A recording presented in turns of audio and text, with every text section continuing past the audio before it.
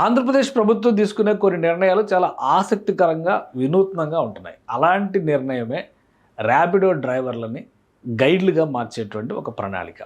చాలా ఆసక్తికరంగా ఉంది. ఎందుకంటే అనేక చారిత్రకమైనటువంటి ప్రదేశాలు, టూరిస్ట్ స్పాట్స్ ఉన్నటువంటి ప్రాంతాల్లో రాష్ట్ర ప్రభుత్వం ఒక ప్రణాళికని అమలు చేయాలని చెప్పి నిర్ణయించింది. ర్యాపిడో సంస్థతో దీనికి సంబంధించి ఒప్పందం కూడా కుదుర్చుకుంది. కేవలం డ్రైవర్గా మాత్రమే కాకుండా ఆ ఏరియా గైడ్గా కూడా మారే విధంగా వాళ్ళకు ఒక అవకాశం ఇస్తుంది. ఖచ్చితంగా ఇది అభినందించాల్సినటువంటి ప్రణాళిక. ఎందుకంటే ఉద్యోగ ఉపాధి మార్గాలను కల్పించడం ఒక ఎత్తు అయితే దానిలో స్కిల్స్ని ఇంప్రూవ్ చేయడం మరొక ఎత్తు. సాధారణంగా ఆంధ్రప్రదేశ్లో ఉండేటువంటి ప్రజలు, ముఖ్యంగా గ్రాడ్యుయేట్స్ అయినటువంటి వాళ్ళందరూ వివిధ ప్రదేశాలకి వలస వెళ్ళిపోతున్నటువంటి దాఖలాలు, సందర్భాలే ఎక్కువ.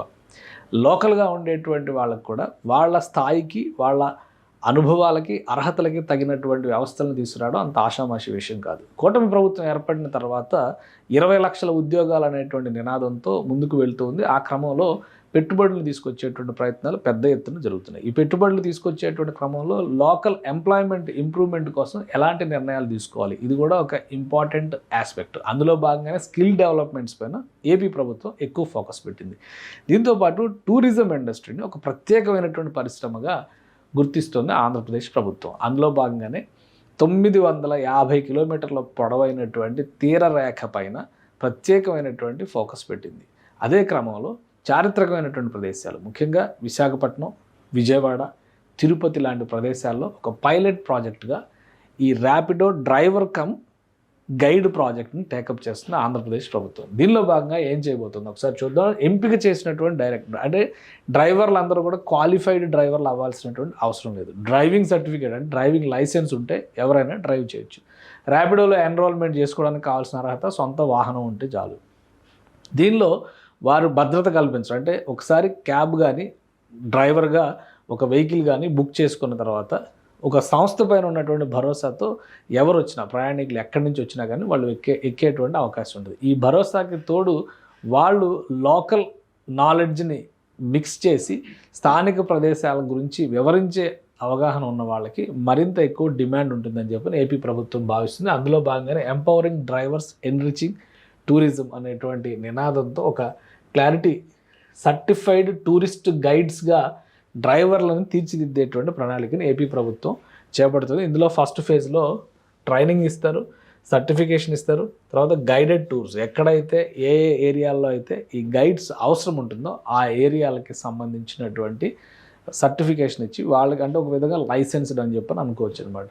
సో వీళ్ళు ఆ ప్రాంతంలో కేవలం ఒక ప్రాంతం నుంచి మరొక ప్రాంతానికి ప్రయాణికుల్ని లేదా టూరిస్టులని చేర్చడం మాత్రమే కాకుండా ఆ ప్రాంత విశిష్టతని, చరిత్రని, సంస్కృతిని, అక్కడి ప్రత్యేకతల్ని, అక్కడ దొరికేటువంటి స్పెషాలిటీస్, ముఖ్యంగా ఆహార పదార్థాలు కావచ్చు, అకామిడేషన్స్ కావచ్చు, వీటన్నిటిపైన కూడా పరిపూర్ణమైనటువంటి అవగాహనతో నార్మల్ గైడ్స్ ఏ విధంగా అయితే, ప్రొఫెషనల్ గైడ్స్ ఏ విధంగా అయితే వ్యవహరిస్తారో అలా వీళ్ళని తీర్చిదిద్దాలని భావిస్తుంది. ఇప్పుడు ఇందులో ఫస్ట్ ఫేజ్లో భాగంగా వైజాగ్, విజయవాడ, తిరుపతి ఈ 3 ప్రాంతాల్లో కూడా 1000 మంది డ్రైవర్లని ఎంపిక చేసి రాష్ట్ర ప్రభుత్వం ఒక శిక్షణ కార్యక్రమాన్ని టేకప్ చేయబోతుంది. ఈ శిక్షణ కార్యక్రమంలో భాగంగా వీళ్ళ పర్ఫార్మెన్స్కి తగ్గట్టుగా వీళ్ళని అన్ని రకాలుగా తయారు చేసిన తర్వాత ఒక సర్టిఫికేట్ కూడా ఇస్తారు. అంటే లోకల్ గైడ్గా వీళ్ళకి అనుమతి లభించినట్టుగా ఒక సర్టిఫికేట్ ఇస్తారు. ఆ సర్టిఫికేట్ వచ్చిన తర్వాత టూరిజం డిపార్ట్మెంట్తో కోఆర్డినేట్ చేసుకుంటూ వాళ్ళు వాహనాన్ని నడిపేటువంటి ప్రదేశాలకు ఉన్నటువంటి ప్రాధాన్యాన్ని, అలానే పర్యాటకులకి గైడ్ చేసేటువంటి విధానాన్ని, వీటన్నిటిపైన కూడా ఒక ట్రైనింగ్ సెషన్ పెట్టి రాష్ట్ర ప్రభుత్వం వాళ్ళని ట్రైన్డ్ డ్రైవర్ కమ్ గైడ్స్ కింద వినియోగించాలని భావిస్తుంది. అంటే ఇది నిజంగానే ఒక ఇన్నోవేటివ్ ఐడియాగా చెప్పొచ్చు. ఆంధ్రప్రదేశ్ ముఖ్యమంత్రి చంద్రబాబు నాయుడు పదే కొన్ని విషయాలను ప్రస్తావిస్తున్నారు. టూరిజం విషయంలో హోమ్ స్టేస్ని ఎంకరేజ్ చేస్తాం అనేటువంటి మాట చెప్పడం, అలానే క్యారవాన్ టూరిజంని ఎంకరేజ్ చేస్తాం అనేటువంటి మాట చెప్పడం.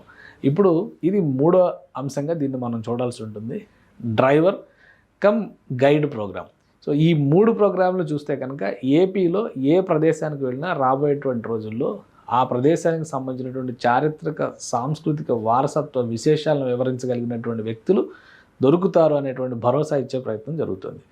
ఏపీ నుంచి డిగ్రీ, గ్రాడ్యుయేషన్ చేసినటువంటి వాళ్ళు, ఇంజనీర్లు వలస వెళ్ళిపోతున్నారు అని చెప్పిన ఆందోళన పడే కంటే లోకల్గా ఉన్నటువంటి మానవ వనరుల్ని ఏ విధంగా స్పైసప్ చేయాలనేటువంటి ఆలోచన ఏపీ ప్రభుత్వం చేస్తుంది. దానికి ఒక మచ్చుతునగా, ఒక ఉదాహరణగా దీన్ని మనం చూడొచ్చు. ఈ పైలట్ ప్రాజెక్టు సక్సెస్ అయిన తర్వాత రాష్ట్రంలో ఉన్నటువంటి ప్రత్యేకమైనటువంటి పర్యాటక తీర్థయాత్ర స్థలాల దగ్గర ఈ డ్రైవర్ కమ్ గైడ్ ప్రోగ్రామ్స్ని నిర్వహించి, స్పెషల్ ట్రైనింగ్ సెషన్స్ నిర్వహించి సర్టిఫైడ్ గైడ్స్గా యువతను తీర్చిదిద్దేటువంటి ప్రయత్నం ఆంధ్రప్రదేశ్ ప్రభుత్వం చేస్తోంది.